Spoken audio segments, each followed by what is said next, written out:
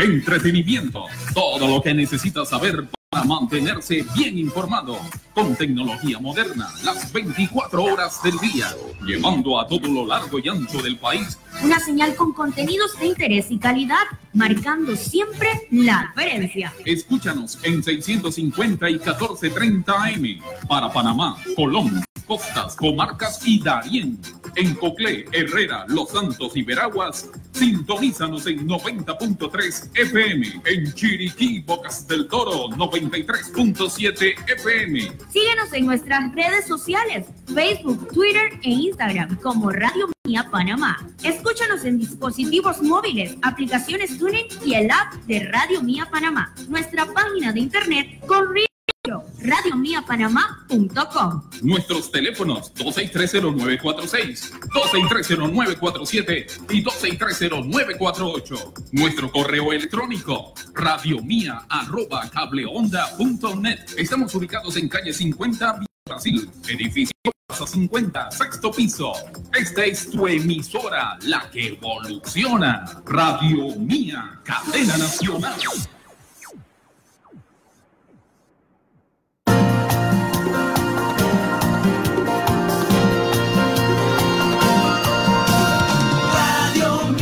Cadena nacional, entretenimiento para toda la familia.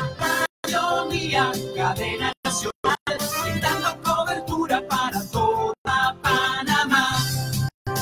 Noticias, deportes, moderna, innovadora, música, cultura y la mejor información. Radio Mía, cadena nacional, amplia trayectoria, la mejor tecnología. Radio Mía, cadena nacional, brindando cobertura para toda Panamá. Les invitamos a nuestro próximo programa Actualízate Panamá, con las voces y análisis de su servidor, coronel Roberto Díaz Herrera. Cubriremos los problemas generales que hacen la vida del país y los nacionales. Les esperamos a todos de 12 a 1 de la tarde por Radio Mía, cadena nacional.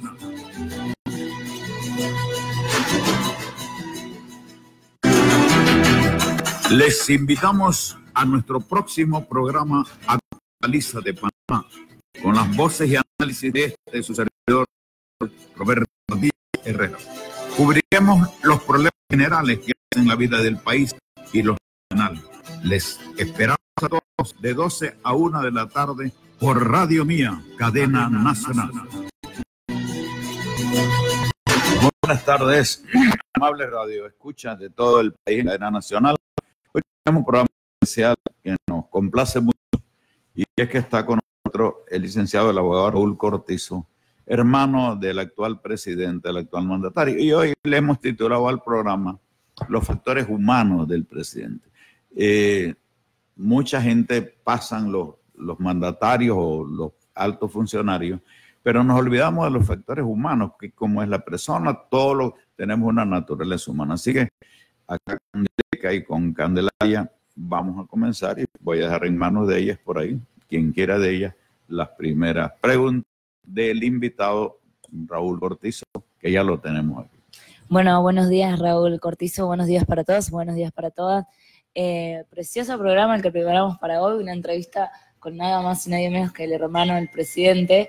Y bueno, queríamos comenzar, ¿cómo es el núcleo familiar de ustedes? ¿Cuántos hermanos son, por ejemplo? Bueno, muchísimas gracias por esta oportunidad, particularmente a ti, Candelaria, que eres la que empiezas a hacerme las preguntas. Nosotros somos 6 hermanos Cortizo Cohen, 6. Todos hermanos de padre y madre. El primero de ellos es Nito, precisamente el presidente, el actual presidente primero. Después de eso viene Manuel Salvador. Después viene Moisés. Después nuestra única hermana Dorinda del Carmen. Después viene Roy Enrique. Y de último, yo. Somos 6.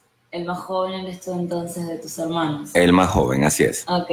¿Cómo puede definir, bienvenido a este programa? La verdad es un programa especial porque demuestra ese lado humano del presidente Cortizo, que sé que muchas personas que están en sintonía y que también nos pueden escribir a través del WhatsApp al 6669-0603 podrán hacer sus preguntas. Muchas personas desean saber cómo define ese hermano menor a ese hermano mayor que hoy se convierte en el mayor mandatario dentro de este gobierno. Bueno, es una pregunta interesante. Llevará muchos aspectos, ¿no? Que llevaría, don Roberto, muchos aspectos, pero para definírtela en pocas palabras o en una sola palabra, Nito siempre fue un idealista, un soñador. Este es el tipo de personas que, recordemos que al ser él, nuestro hermano mayor y yo el menor, él me lleva 16 años, 16. Evidentemente, si nos retrotraemos en el tiempo y me voy 40 años atrás cuando yo tenía, por ejemplo, 10 y él 26, yo no entendía, por ejemplo, para decirte a qué me refiero con soñador e idealista, ¿por qué Nito se ponía tan bravo cuando íbamos, por ejemplo, en el mismo carro, en una carretera, y él veía que alguien echaba basura, algún papel o una lata o una botella por la ventana? No solamente se ponía bravísimo con esa persona, y en este ejemplo de la vida real, donde un carro que está posicionado hacía esto, él no solamente se ponía bravo, sino que efectivamente y acto seguido, él echaba el carro hacia la cuneta o la acera donde tiraban esta basura o esta botella o esta lata, y entre dientes expresaba en voz alta que estaba bravo por esa acción de ese otro ciudadano que iba en el carro adelante. Nos echábamos a la acera, él venía y recogía eso, y en el auto de él siempre tenía un cartucho, una bolsa, donde echaba no solamente su propia basura, sino que aparentemente tenía la práctica de cada vez que veía que alguien hacía esto en la carretera, se echaba a un lado, agarraba la basura que echaban y la echaba en esta bolsa de basura para posteriormente botarla en una basura.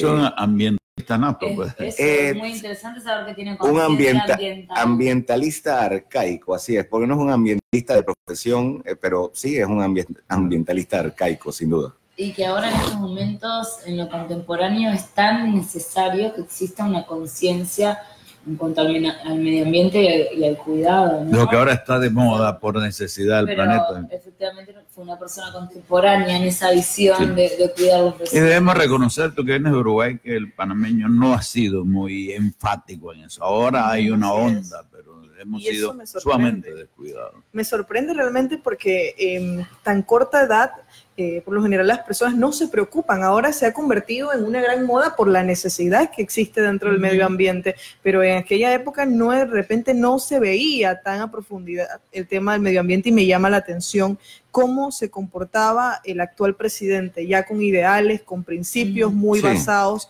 Eso ya habla de un factor humano muy especial. Sí, sin duda, y quien nos conoce sabe perfectamente bien, por ejemplo, yo estoy consciente y soy muy orgulloso de venir de la familia que vengo, en general, hijo de un inmigrante español que empezó aquí muy temprano siendo transportista hasta chofer de bus de Chiva, y de nuestra madre Esther Cohen de Cortizo, que en paz descanse. Y si yo tengo los valores y los principios. Maestra, ¿verdad? Sí, maestra de escuela primaria. En La Jamina de Pocrí, en Los Santos, en la provincia de Los Santos, en provincias centrales. ¿Tu madre se graduó o fue a los Juanos? No, nuestra madre solamente llegó ella misma hasta 6º grado de escuela primaria. Me acuerdo porque mi mamá fue maestra sin título, cuando era con título. O sea, Así es. Como una vocación que luego ejerció como maestra. Pero la vocación era tal que hasta la emplearon en la escuela para ser maestra.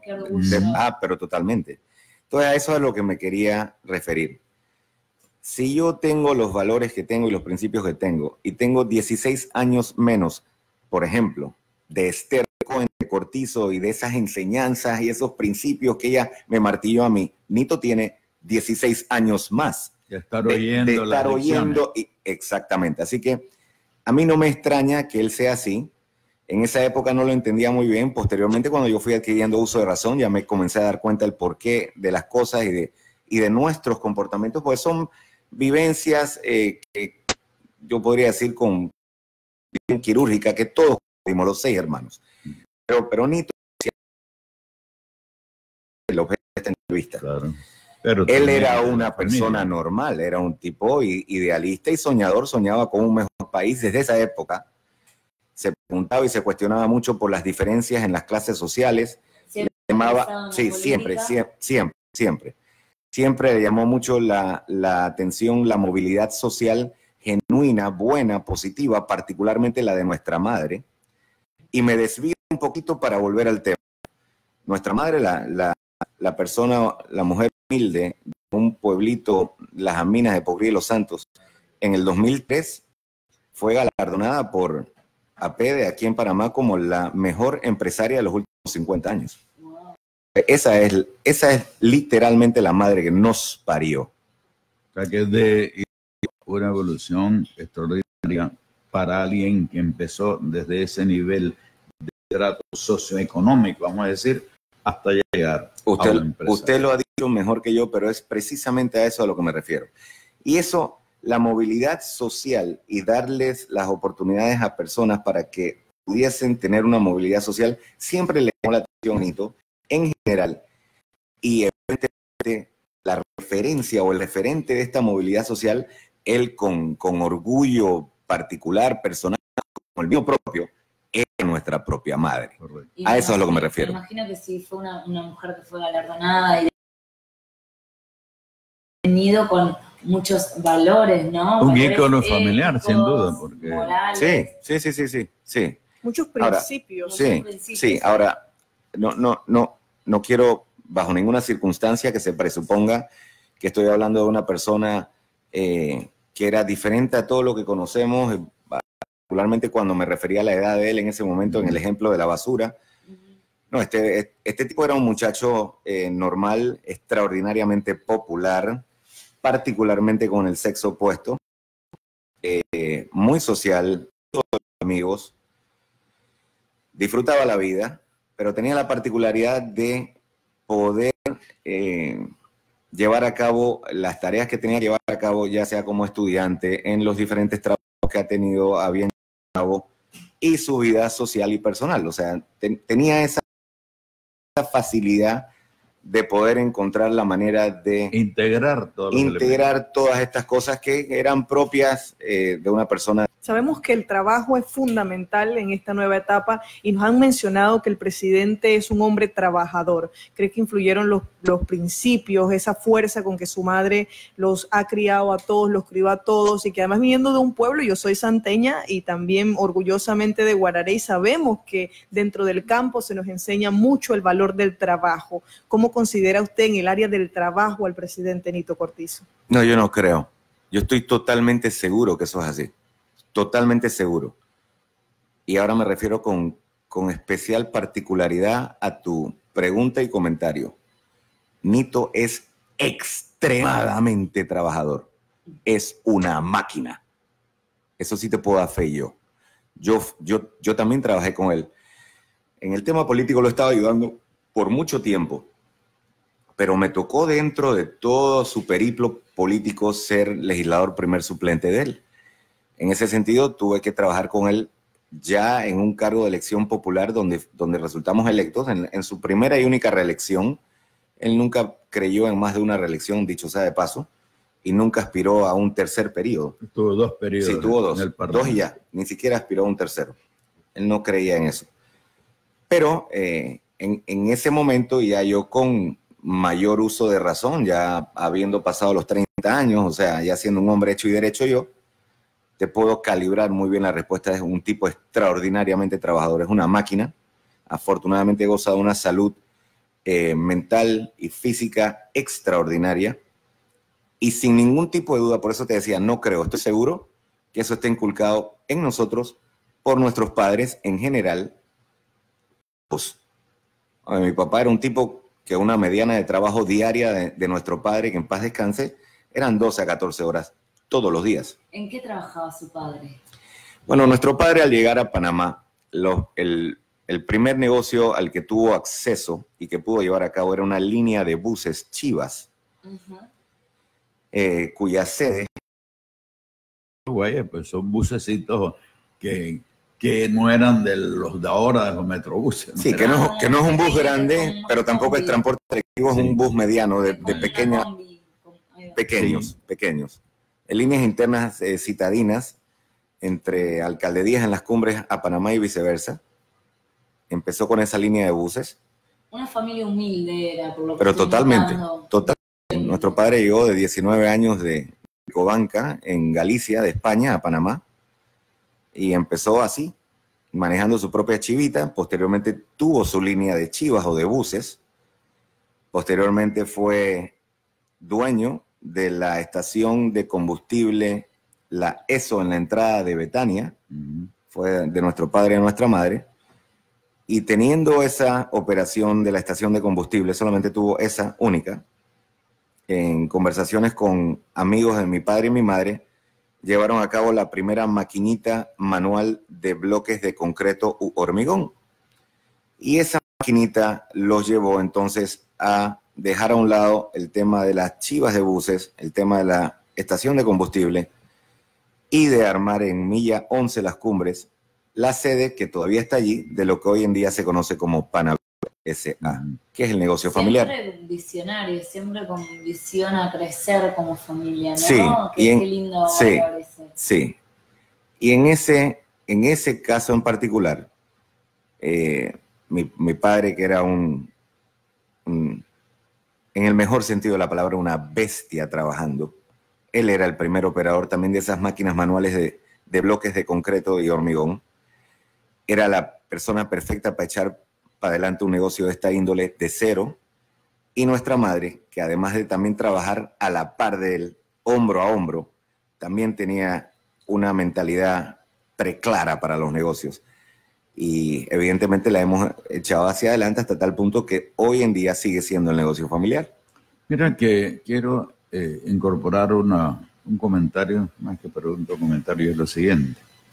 Cuando hemos nacido, como también yo, en el campo casi rural, porque en Santiago, donde yo nací hace tantos años, tendría 5.000 habitantes. Y teníamos un par de vacas y toqué una ubre y cargué una leña para el horno de que tenía mi mamá, que fue maestra también sin título, luego pues tuvo que dedicarse a la repostería. Pero yo digo esto, no es que sea un axioma. Quien no ha pasado sus trabajos, que no tiene la culpa. Alguien que nace en un hogar millonario no tiene la culpa de haber nacido en un hogar millonario. Es decir, si un niño nace en una cuna de oro, pues no tiene ninguna culpa. Pero en mi impresión, le costará muchísimo más trabajo a alguien que ha nacido en un hogar millonario tener la sensibilidad a piel, como por ejemplo, para entender el que pasó hambre. Porque si nunca he pasado hambre, yo puedo imaginarlo, leerlo en un libro. Hay gente que pasa hambre, pero no lo puedo sentir. Si no he pasado por trabajo de niño, que me mandaran a hacer cosas y que me costara la vida, porque nací en una cuna de oro, que no es su culpa, o sea, de un lugar muy, muy rico a nivel económico, pues me es muy difícil, aunque me lo pongan en textos filosóficos, decir, el trabajar en el campo, el trabajar en la ciudad, esto es algo sufrido. Es decir, no se puede trasladar por ósmosis lo que no se ha vivido, o costará mucho más trabajo, ¿no? Es decir, imaginarse la pobreza es posible. Porque si un gran novelista me dice cómo viven los pobres, y yo voy a entender en teoría cómo viven los pobres. No hablo de miseria tampoco, pero también pues, sino que cuando hay esfuerzo continuo desde que los padres empiezan a labrar y a forjar de esfuerzo, de 2 horas de trabajo y de lucha y de sacrificios que tiene que haberlo, esas criaturas están viviéndolo, no lo están viendo, no lo están oyendo. Y yo digo esto porque estamos en una época mundial, es como una era de marketing, de business, ahora mismo se dice, ¿qué es liderazgo? Es tener billetes, ¿no? Los chinos antiguos, hace miles de años, decían, líder es el que logra producir el mayor desarrollo de los demás. Pero ahora mismo, éxito, llegar a la cumbre, dinero, líder, sí. dinero, tener poder, dinero. Y aquí están estos íconos mundiales que nos enseñaron otra cosa, pues los Gandhi, los Mandela, en fin, los Martin Luther King, que nos dejan ejemplos de que la raza humana hay otros factores que contribuyen a un ser integral. Y repito, que esto no se vaya a interpretar que abajo el que tiene dinero. No, no es posible. Yo mismo que luché para darle a los hijos el inglés, que no entiendo nada, sino palabritas a lo mejor, los puse desde prekinder, tienen que aprender inglés porque ahora mismo ese, etcétera. Y les digo, luchen por conseguir objetivos económicos también. Pero recuerdo esto porque me viene aquí, que yo a veces le he dicho a un par de hijos míos alguna vez, miren, como ellos tienen ahora, claro, lo puse en colegio privado, yo tuve en colegio público, entonces tienen contactos sociales normal, y es bueno, y los invitan a fiestas, y algunas veces les dicen, miren, ustedes se van a probar ustedes mismos con esta metáfora. Ustedes van a una fiesta encumbrada acá, ¿no? Y van con tuxedo, porque el amigo que se casa o algo se ha casado con una millonaria, porque ustedes tienen eso. Pero antes de llegar a la fiesta, resulta que van muy temprano y deciden quedarse en un bar que hay ahí para calentar motor y tomarse de repente entre los cuatro una botella de vino. Tenemos que llamar. Y resulta que ahí hay un mozo que les trae la botella, pero están en tuxedo, que lo sacan una vez al año. Y el mozo se resbala y le cae a uno de ustedes el vino. ¡Wow! Yo sé cómo reacciona más o menos el 99, tal vez .9. No voy a decir las interjecciones esas. ¡Cholo, desgraciado! ¿Verdad? En eso se van a conocer ustedes. ¿En qué sentido? Que es muy difícil tener a lo mejor el 0,1% que diga, ay, cholo, me caí. Cholo por cariño. Pero no fue tu culpa. Entonces yo decidiré si voy a la fiesta con el tuxedo manchado de vino o si me voy para la casa. Y eso lo digo volviendo a la familia, también del género que estás definiendo y retratando tu familia, ¿no? Y era para eso, quien ha nacido en familias que se tienen que esforzar para conseguir es diferente. Bueno, aquí sí cabe una aclaración. Yo, que soy el número 6, sí pude haber nacido ya en situaciones económicas bastante buenas por ser humilde y además en mi explicación. ¿No? Pero ya el que sí nació en condiciones precarias fue precisamente el hoy presidente de la República. En esas precarias porque la situación económica de nuestros padres era dificilísima en esos momentos.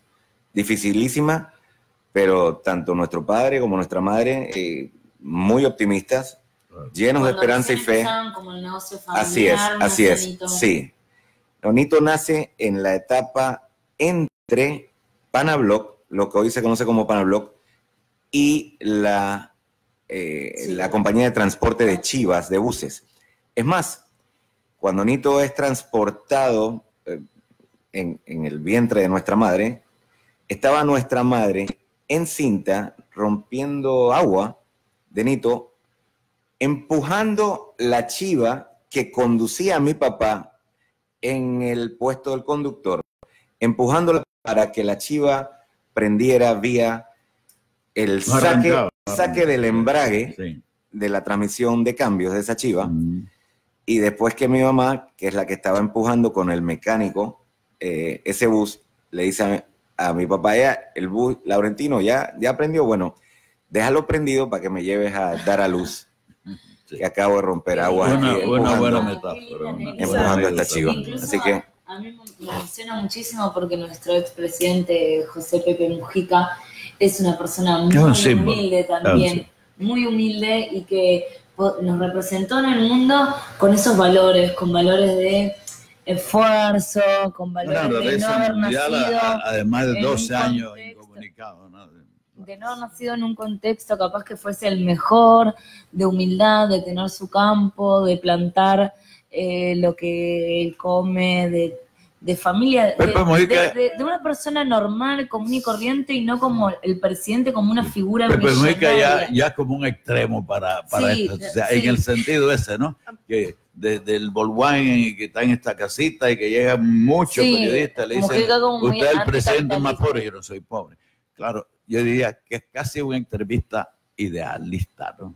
Increíble, increíble, porque me hizo llegar a mi pasado. Mi abuelo también es transportista y dueño de una chiva en Guararé, y era difícil cuando de repente la chiva se dañaba y no había el sustento para llegar al hogar y había que romper el chonchito para poder ver, bueno, lo que mi abuelo había logrado recorrectar durante la semana.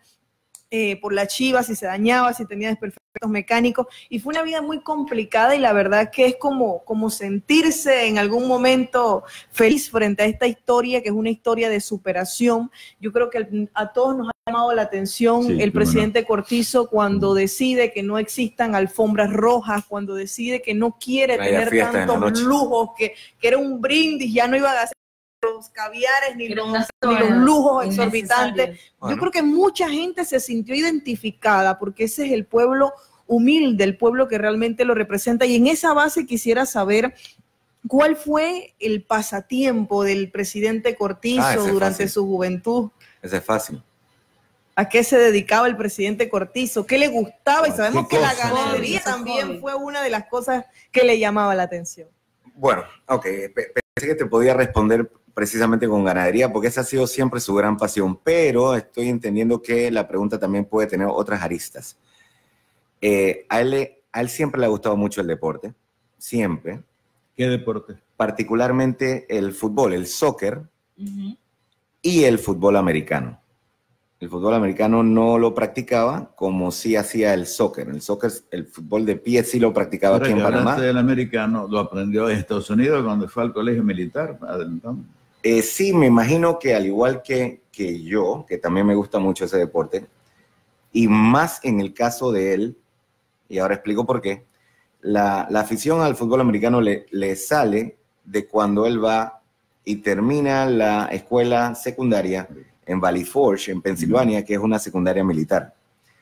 De allí él pasa a estudiar en la Universidad de Texas en Austin, que son conocidos sus equipos deportivos como los Cuernos Largos de Texas, los Texas Longhorns, que evidentemente es una fábrica de producir jugadores de fútbol americano a nivel profesional. Por ende, él estaba en una universidad que era una de las primeras en la nación en ese deporte. Con énfasis. Sí, con un énfasis muy especial en ese deporte.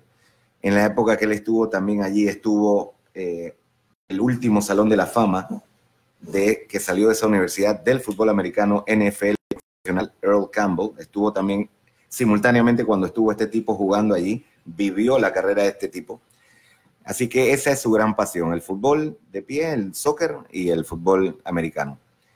Pero su pasión que haya llevado más allá hasta el día de hoy es la ganadería. Y es hacer todo lo que integralmente se cuece alrededor de la ganadería. Este tipo hace todo. Este tipo ordeña, enlaza, vacuna, descorna, tatúa, y es una especie de veterinario empírico porque es un tremendo asistente y hasta insemina artificialmente y trasplanta embriones. Wow. O sea, hace todo lo que tenga que ver con eso él mismo.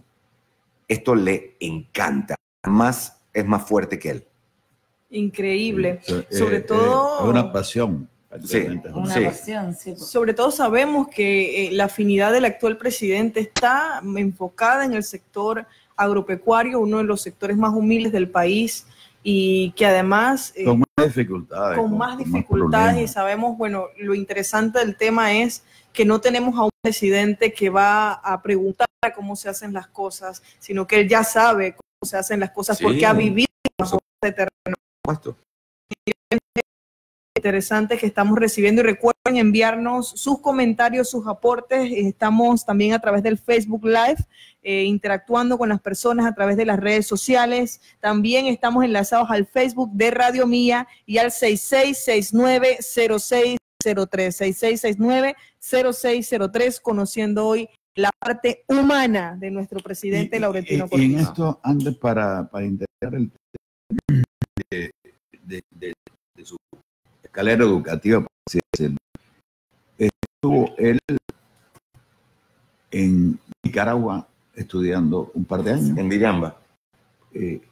Explícanos qué es eso, por qué fue allá, qué es Diriamba.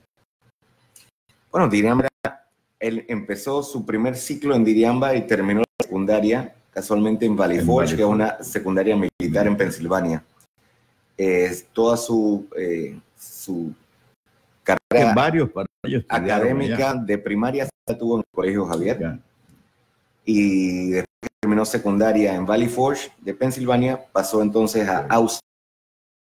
Pero hizo entonces como un primer ciclo en Nicaragua. Primer ciclo en Nicaragua, en Diriamba. Segundo ciclo en Valley Forge, en Pensilvania. Y universidad en la Universidad de Texas, en Austin. ¿Ciencias políticas? ¿Qué estudia allí? Él es un administrador de empresas. Ok. Con estudios de doctorado en comercio internacional en la Universidad de St. Edwards, también en el estado de Texas, después que se graduó de la universidad en Austin. Okay. Sí. Interesante. Sí quería, antes de que avanzaran, don Roberto, mencionaron dos cosas que me parecen que son importantes ampliar. Y además lo que no te preguntamos. El tema de la humildad. Y voy a ampliar de una manera que hasta quiero llamar la atención de ustedes y de los radioescuchas. Este es un tipo humilde y no es porque lo digo yo. Yo les voy a dar unas tareas para que ustedes se den cuenta a qué me refiero. Ustedes, por ejemplo, pueden ver el reloj que yo porto. Observen el reloj que porta el presidente de la República. Un Casio de plástico. El presidente de la República tiene actualmente su santuario. Es una casa que él todavía denomina Villa Ester en honor a nuestra madre, número 29, ubicada en Costa Abajo de Colón, específicamente entre Punta del Medio y Chagres. Es una casa de concreto, no repellado y madera. Muy linda, pero de concreto y madera. En 5 años, ojalá puedan pasar por allá. Les he dado la dirección precisa entre Punta del Medio y Chagres en Costa Abajo de Colón. Villa Ester número 29.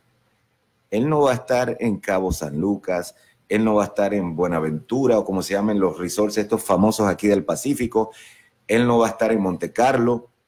No, el santuario de él va a ser esa misma casa, de ese mismo concreto, con esa misma madera, en Punta del Medio hasta Chagres. A lo que te refieres es que estás diciéndole incluso a todos los oyentes, vayan en 5 años a ver. Sí.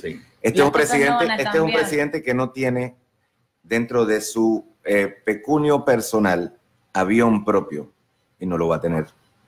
Este es un presidente que no tiene dentro de sus propiedades personales y familiares un helicóptero y no lo va a tener. Este es un presidente que no tiene en este momento botes, yates de lujo, como se llaman todas esas cosas que flotan en el agua y tienen motores y no los va a tener. O sea, este es este tipo. ¿Sabes qué? Y es muy interesante para el público, para nosotros en primer lugar. Eso no lo motiva él. Y te pregunto algo que he vinculado y ato mientras tú estabas hablando, porque me trajo, sin ninguna duda, un parangón. Y pregunto, ¿Nito Cortizo trató a Omar Torrijos, lo conoció personalmente o no lo pudo conocer? Yo entiendo que sí, en una ocasión, en una actividad que hubo en el parque, hoy día Parque Omar, dicho sea de paso, en Villaporras. Entiendo que sí. Sí. Y digo porque en el caso de mi primo hermano, que fue mi jefe y para mí un estadista de una dictadura, porque lo fue, decía, aprovecho esto, Felipe González, alguna vez el amigo personal de Omar Torrijos, entre otros amigos destacados, y le preguntaron a alguien de acá de Panamá, criticándolo, ¿cómo puede ser usted amigo de un dictador?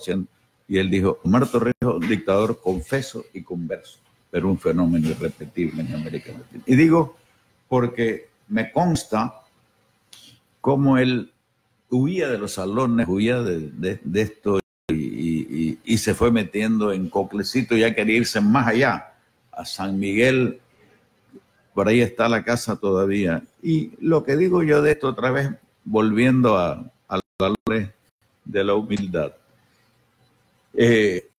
yo diría que yo conozco también a alguna gente muy acaudalada que es humilde. Sí. Y al revés. Sí, por supuesto. Y al revés, yo conozco gente que tal vez no tiene mucha cosa o puede andar en un carrito pero que pueden ser muy orgullosos y altivos, ¿no? Esto es porque justamente nos está haciendo tanta falta. No que no se tenga eso, pues hay que buscarlo, sin ponerle el pie en el cuello a nadie, ¿no? No que no se avance, para eso está la educación, para eso está la tecnología, para eso se desea que se aspire, que se surja, que se llegue a niveles socioeconómicos más altos y a nivel económico más alto, y para eso se busca el avance. Pero estamos también en una sociedad mundial, vamos a hablar de Panamá, muy deshumanizada. Estamos hablando a veces que incluso uno quisiera que por lo menos los sacerdotes y los médicos sean más humanos, y ya se está perdiendo. Todo se ha comercializado. Entonces, por esa razón, destaco lo que tú has destacado, lo enfatizo, de que pues nos complace, esperamos, ¿verdad? Tenemos esperanza. Tengo que decir esto porque es así. Ya la fe en los dirigentes sabe que se ha perdido.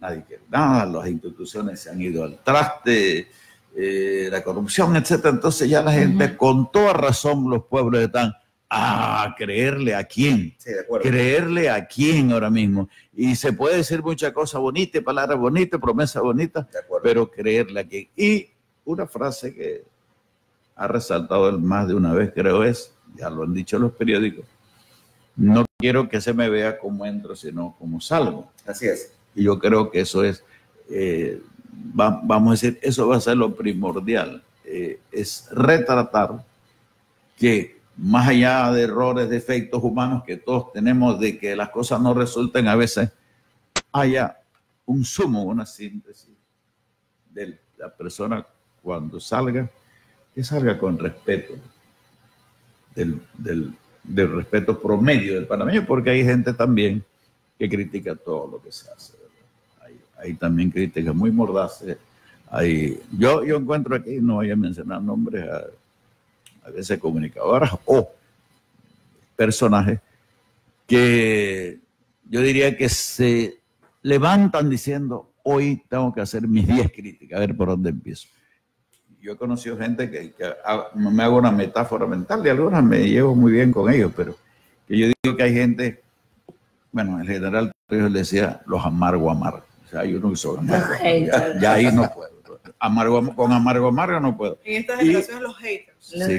Y eso, amargo, porque yo digo que hay gente que para balancearse tiene que darse como 20 mordidas en cada mano antes de salir a la calle. No, yo tengo una conocida medio pariente por ahí de mi señora, que dice, yo voy a misa. Yo soy muy honesta con Dios porque Dios lo sabe todo. Así que cuando llega la hora en que el Padre dice, tómense de las manos para orar la oración que nos enseñó nuestro Señor Jesucristo, yo la oro, yo rezo todo, pero me salto esa parte que dice, perdona nuestras ofensas así como nosotros, pero esa me la salto porque yo no soy hipócrita, porque hay 2 desgraciadas que nunca perdonan, ¿no? Y quería nombrar esto que fue como tema bastante mundial, lo de la silla amarilla, esa sillita que había sido una... El taburete. ¿le llaman ustedes? La parábola del taburete. Que, bueno, esa silla así como tan humilde, de maderita y cuero, que estaba leyendo la anécdota, y que realmente fue algo que recorrió el mundo, y todo el mundo... Cuando eso se dio. Todo el mundo supo eso. Contanos un poquito más cómo fue la historia, porque fue noticia a nivel mundial, la foto de la sillita, del taburete. Sí, yo estaba ahí con ellos, digo ellos porque el vicepresidente Carrizo también estaba ahí. Este periplo hacia la presidencia, en esta última fase tiene 3 años, pero en realidad tiene 2 décadas. más o menos. Esto fue hace como 10 años, no menos. En Olá, era como un mediodía, debajo de algo que parecía como un jorón muy vernacular, con unas tucas que sostenían unas hojas de zinc. Imagínense esto como a las 12:45, 1 del mediodía, a todo sol, este lugar.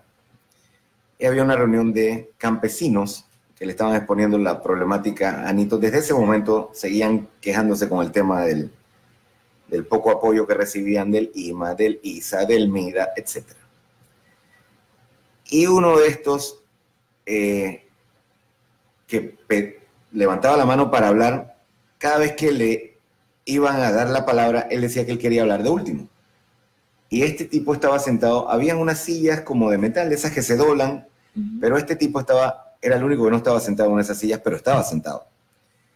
Y cuando finalmente es el último orador, si se le puede decir así, toma la palabra y le dice: Nito, bueno, usted ya corrió en la primaria, habíamos acabado de culminar la primaria presidencial del PRD para el 2008, donde Nito sí concursó hasta el final. Hay gente que no se acuerda de eso. La única vez que había concursado antes de la del 2018.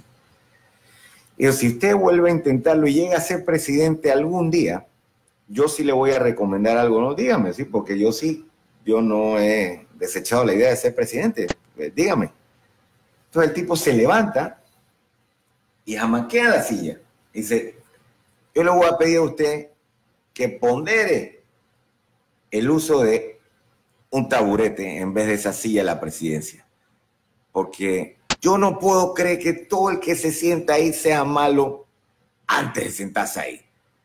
Entonces, claro, como que pareciera que algo tiene esa silla cuando se sienta. Claro, una energía. La silla que trastoca todos los buenos planes y las promesas de campaña. Entonces, si usted se da cuenta, esta silla yo la traje, yo la hice. Si usted no tiene problema, yo se la regalo. Y llévese esta silla para que la frase lapidaria que ese señor usó fue: para hace que 10 nunca, años. Sí, esa silla tiene 10 años. Para que nunca se olvide de dónde vino y de quién se la dio. Como una analogía, dando el taburete, pero también a un presidente es el pueblo. Y este señor, literalmente, del pueblo, dándole la silla a quien hoy día terminó siendo presidente. Entonces, pero esa silla tiene 10 años de estar con nosotros. Realmente. Y antes de estar ahí, esa silla estaba en Punta Paitilla, donde vive el presidente, hasta hace escasos días atrás. Bueno, y así cuando quedó electo, se llevó su silla. Se la llevó. Así es. Sí, es una anécdota.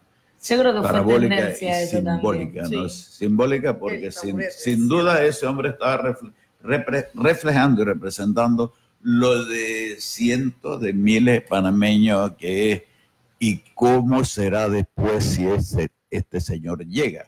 Ahora llegó por acá, ¿cómo será? Yo me imagino ahí haciéndome la idea, que tú lo describiste bien. Mire, si usted llega, ¿cómo será usted? O le va a pasar igual que a los que él cree que le hicieron mal, ¿no?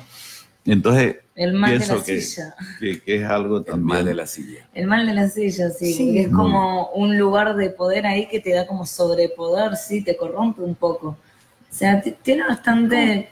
¿Se va a mantener la silla en la presidencia? El presidente se va a mantener como un... Sí, ¿cómo no?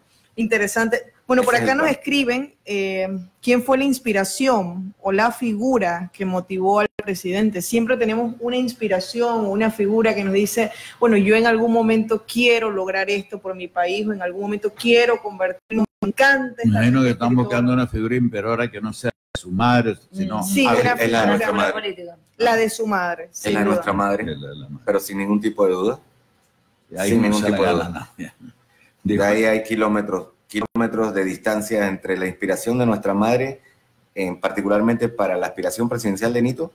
Mi mamá, hasta 4 días antes de morir, el 26 de noviembre del año 2009, seguía preparando a Nito para ser presidente de este país.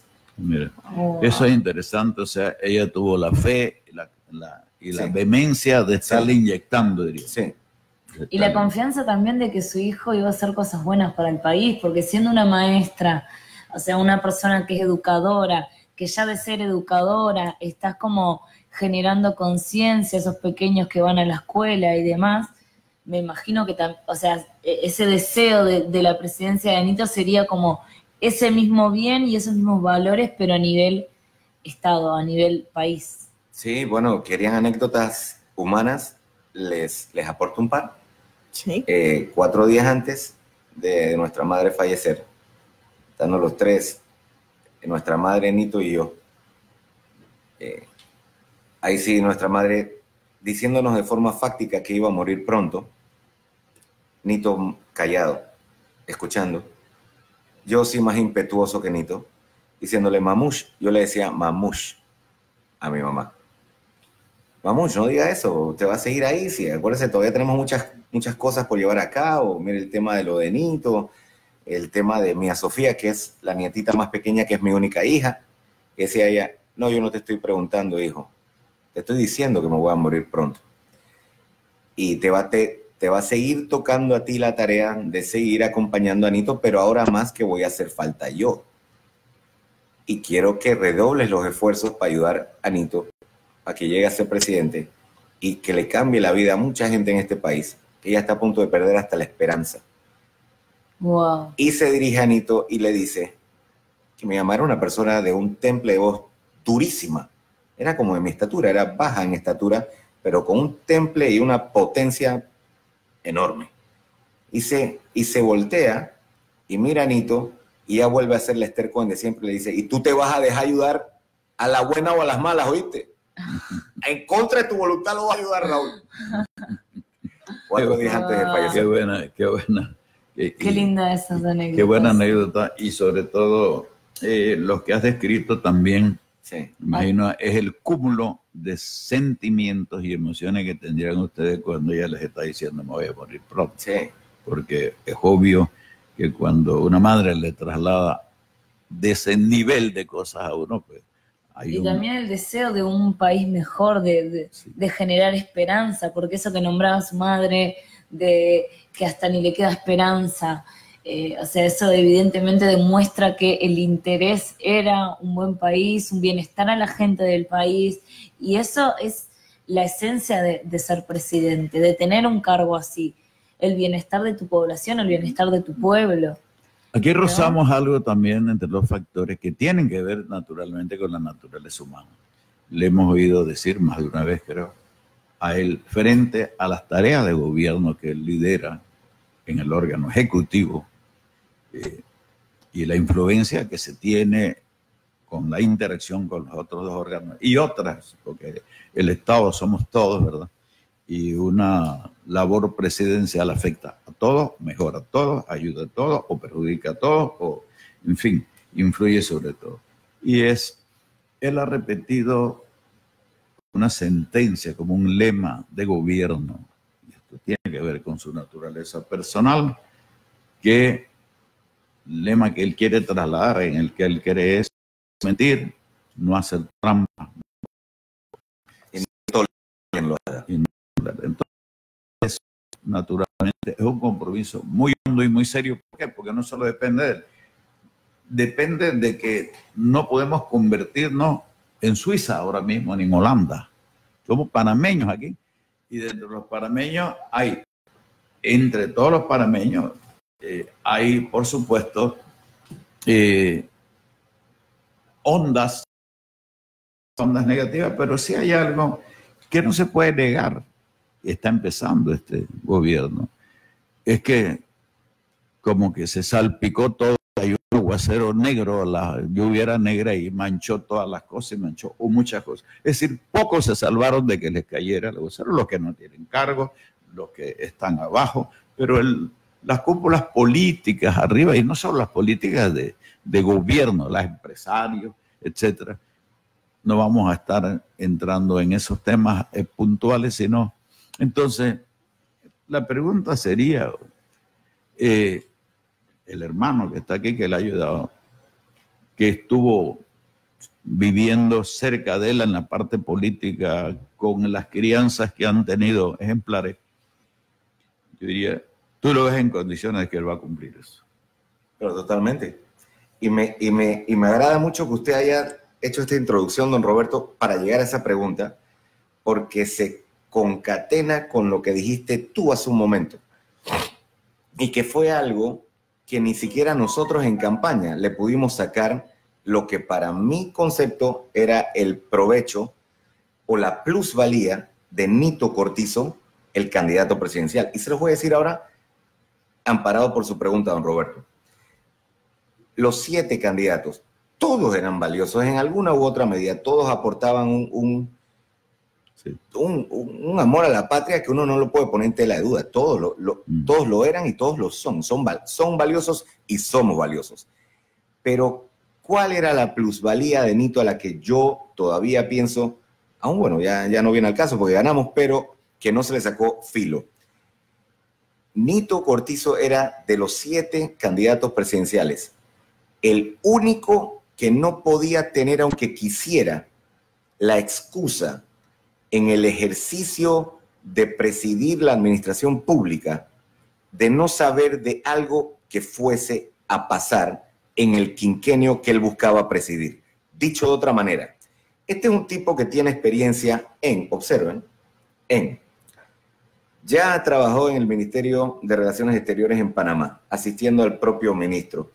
Fue embajador de Panamá ante los Estados Americanos. Fue miembro del gabinete. Fue legislador reelecto. Fue presidente de la Asamblea. Fue presidente y o miembro de comisiones como presupuesto, credenciales, comercio, asuntos agropecuarios, gobierno, relaciones exteriores.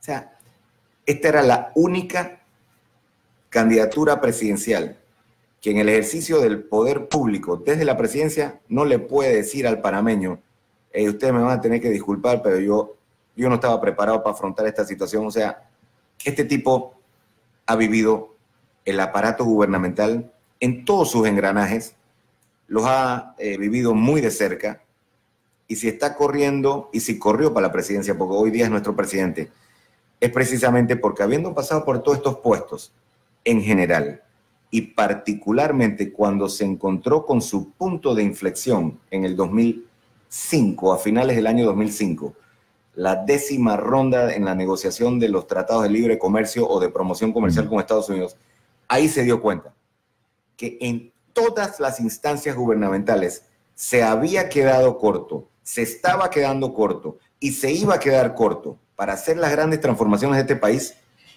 a menos que fuera presidente de la República. Fue ahí. Estás hablando de su renuncia. Sí, señor. De ministro de Desarrollo Agropecuario. Ya en ese momento él lo había sido todo lo que acabo de citar aquí. Y aún así no había podido lograr los cambios estructurales y fundamentales y profundos que quería ni en el sector agropecuario cuando fue ministro. En la Asamblea Legislativa sí hubo evidentemente una transformación y un mejoramiento. Hubo el control previo y posterior con Contraloría, que no era la primera vez ahora que salían estos problemas de la 172 y 080. Con Nito se dieron esos controles previos y posteriores con Contraloría. Con Nito no habían las partidas discrecionales. Con Nito no se eliminó la partida secreta.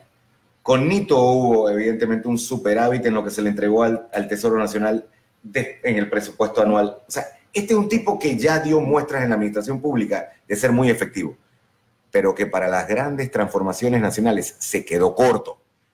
Y se dio cuenta, yo he señalado que mi mamá se dio cuenta primero que él, con esa 10ª ronda del TLC, que Nito no iba a parar hasta Dios primero ser presidente, por la impotencia que sufrió en ese momento de su vida. ¿Fue una decisión difícil para el presidente? Fue difícil por partida doble. Fue difícil renunciar a un equipo, a un equipo de gobierno, a un gabinete, temporalmente tuvo que renunciar a la amistad con Martín Torrijos también. No fueron enemigos, pero tampoco siguieron siendo tan cercanos. Pero más allá de eso, fue la impotencia que causó no poder llevar a cabo la defensa de esos intereses de la manera como él lo hubiese hecho de ser presidente. Yo diría que fue un impacto muy fuerte y un detonante también. Pero totalmente. Yo no creo que a él nadie le ha preguntado eso de esta manera, pero yo estoy diciéndolo desde mi punto de vista fraterno, de hermano, de afuera, pero muy cerca. Esa acción influye en el tema de su interés por el agro, o sea, un presidente que decide hacer su primera junta. Pues ya era ganadero, ¿no? Sí, sí, ya era por ganadero, supuesto. Sí, ya era ganadero. En un lugar donde prácticamente no se llegaba o los mandatarios no hacían sus eventos, y la verdad es que esto llamó mucho la atención. ¿Cree que esto definitivamente marcó el camino para Nito Cortizo y su cercanía con el sector agropecuario? Que lo menciono porque la verdad es uno de los sectores que está más necesitado, pero al mismo tiempo es el sector que más menciona al presidente por las necesidades que tienen y el abandono total que se dio. Bueno, te lo voy a responder de varias maneras. El sector agropecuario en un país que no sea evidentemente paternalista, pero que no lo descuide, debe ser uno de los sectores primarios de la economía. Debe serlo. Sabemos que no lo ha venido siendo y año tras año ha venido cayendo el impacto que esta actividad agropecuaria tiene en el Producto Interno Bruto. Diciendo eso y sabiendo que, por ejemplo, el sector agropecuario en su mejor momento tampoco ha de tumbar los ingresos que genera el Canal de Panamá ampliado. O sea, siendo consecuentes con esta realidad. Es un sector que necesita mucha ayuda. Es un sector que lo apasiona a él a título personal, no comercial. Nosotros somos, él en particular, ganadero de alta genética.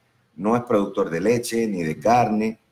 Él no vive de eso, pero es su gran pasión. Eso por el lado personal y humano. Y por el lado político, y ahora sí voy a teorizar yo, qué bonita forma de honrar a Azuero, a provincias centrales, si tomamos en cuenta, tiramos un hilo conductor con los resultados del 5 de mayo y que él decida llevar a cabo su primer consejo de gabinete en esa sección de la geografía nacional que tanto coadyuvó para ponerlo a él en la silla. No, creo que era un acto de honor y de pundonor más que justificado. Sí, fue algo muy representativo esa reunión y que incluso pues se tuviese ese calor inmediato con los estudiantes que antes pues no hubieran esperado que ahí se hiciera un consejo de gabinete. Yo se lo dije, don Roberto, a esos estudiantes, usted se dio cuenta que le hicieron una calle de honor. Sí, yo conozco a mi hermano. Yo lo conozco, yo sé que eso le llegó al alma. Qué orgullo que se te siente en la voz también, sí, eso es muy emocionante. Seguro. No, sin duda. Un mito. Estamos en los minutos que vuelan, en los minutos que vuelan. Que vuelan, ¿no? Sí. Y ahí tenemos, y ahí tenemos incluso acá a nuestro asesor técnico, Jorge, que yo creo que está complacido también, ¿verdad? Sí. Estamos en el Instagram, ¿no, Jorge? Ya Estamos en el Instagram de Radio Mía. A Nito Cortizo, el presidente, le escuché en una de las primeras entrevistas con la prensa hablar de un tema, además de que la estrella es la educación, que me llamó la atención porque era un detalle. Yo digo, ¿de dónde sale? Y él habló de una escuelita pobre que vio que se llama Buen Camino, no sé qué, que él lo invitaron. Le vi el emoción en decirlo, que fue una escuelita. Y después averigüé. Y fui allá, que la dirige un teniente que es psicólogo y pastor, y está en Guandía. Y es una escuelita donde ese hombre, parece mentira, con tan poquito fue arañando, definitivamente arañando. Una vez le ayudó, que fue un presidente, con una ministra, y tiene como 200 muchachos y él ha rescatado de pandilla. Entonces me di cuenta, dice, no es que él estuvo aquí en una graduación, no sé si fue hace meses, hace años. Y rescato eso porque a mí me impactó también ver, y lo tengo un poquito militarizado. Y él dice, yo le he robado positivamente las pandillas. Entonces eso lo recuerdo porque es algo extraordinario el esfuerzo que está haciendo con herramientas, con uñas. ¿Cómo sería si en vez de uñas se le entrega algunas cosas que no tienen que ser muchas para la manera en que él trabaja? Eso es algo porque me llamó la atención. Y por eso cuando ya averigüé por ahí con la inteligencia que pude, llegué si es que él estuvo aquí y se impresionó mucho. Así que te dejo eso para que también recuerdes, porque ese teniente y esa gente estará esperando. Pero él lo mencionó, fue él. Yo no hubiera llegado a eso, sino algo así como buen camino, no sé qué. Es el rescate en un área donde definitivamente él le ha quitado a las pandillas. Y un segundito voy a robar nada más para mencionar esto. Cuando recién llegué, yo estoy acá hace muy poquito, un mes y medio, ya me interesaba la política porque ya me daba mi partido, el Frente Amplio allá en Uruguay. Y bueno, evidentemente de los primeros lugares que fui, quería conocer un poco más los barrios, los pueblos un poco más vulnerables, humildes. Y lo que me llamó la atención era que en todas las casas había banderas de Nito. Entonces dije, bueno, entonces este señor que ahora va a ser presidente de verdad está con el pueblo, porque por lo menos allá la forma de verlo es en dónde están sus banderas. Correcto. Sus banderas están en las zonas bancarias o sus banderas están en los pueblos y en las calles de Pedregullo. Buena nota que colocaste aquí ya en los minutos terminando casi el programa, que tenemos que agradecerle, ¿verdad? ¿No cree que Muchísimas gracias. Tenido una dinámica interesante y humana, muy humana? Yo diría que es lo que poco se rescata, sino otras cosas de los presidentes, y aquí hemos, yo diría, hecho como una disección. Sin duda una inspiración para muchos jóvenes que estamos dentro del esquema político y que sabemos que se convierte en una persona que viene de los sectores humildes, pero que además mantiene esa humildad, hoy sentado no en la silla presidencial, sino más bien en un taburete. Estamos casi cerrando, así que diría la primera cosa y la segunda y la tercera hoy aquí estamos es agradecerte, Raúl Cortizo Cohen, que nos hayas traído, yo diría, esta estampa de la parte que queríamos y creo que lo hemos cumplido, que son los factores humanos del actual presidente. Lo has hecho con vehemencia, lo has hecho con sinceridad, porque se te nota. Con mucho orgullo en las palabras de ese hermano. Claro, hay una calidez que... ¿no? Y definitivamente hay amor familiar. Gracias. Muchísimas gracias, Raúl. Muchísimas gracias. Me dan 15 segundos para despedirme. Claro. Gracias a ustedes por la oportunidad y a ustedes que me invitaron y al pueblo que nos escucha vía las ondas radiales. Nadie que sea tan buen hermano, amigo, líder, jefe, consejero, esposo y papá, extraordinario como lo es en esas categorías, puede ser un mal presidente de la República. Así sea. Ojalá me inviten, si no antes, dentro de 5 años, para ratificar lo que acabo de decir. Así será. Y vamos a decir amén, como dicen. Amén. Muchísimas gracias. Recuerden la retransmisión a las 10 de la noche. 10 de la noche se repite por... Si llegaron a perdérselo, no se pueden perder este programa. Les invitamos a nuestro próximo programa Actualízate Panamá, con las voces y análisis de su servidor, coronel Roberto Díaz Herrera. Cubriremos los problemas generales que hacen la vida del país y los nacionales. Les esperamos a todos de 12 a 1 de la tarde por Radio Mía, cadena nacional.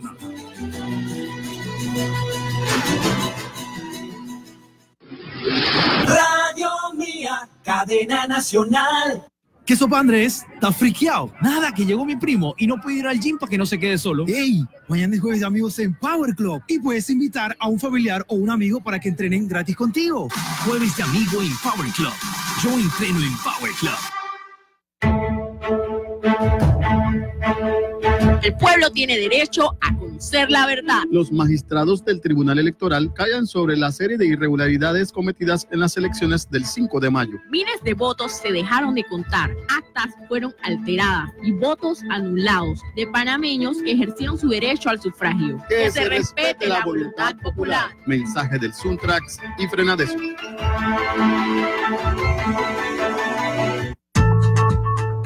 Invitamos a todos nuestros oyentes de Radio Mía al Facebook Live para que puedan ver nuestros diferentes programas con invitados especiales. Recuerda que estamos como Radio Mía Panamá.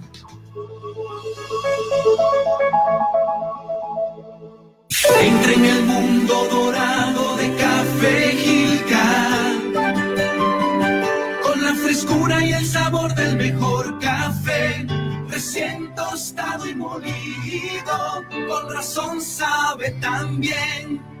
Café Gilca es más café, recién tostado y molido, con razón sabe tan bien. Café Gilca es más café. La más variada y completa programación, servicios informativos, comentarios, opinión, deportes, cultura, entretenimiento, todo lo que necesitas saber para mantenerse bien informado, con tecnología moderna, las 24 horas del día, llevando a todo lo largo y ancho del país una señal con contenidos de interés y calidad, marcando siempre la diferencia. Escucha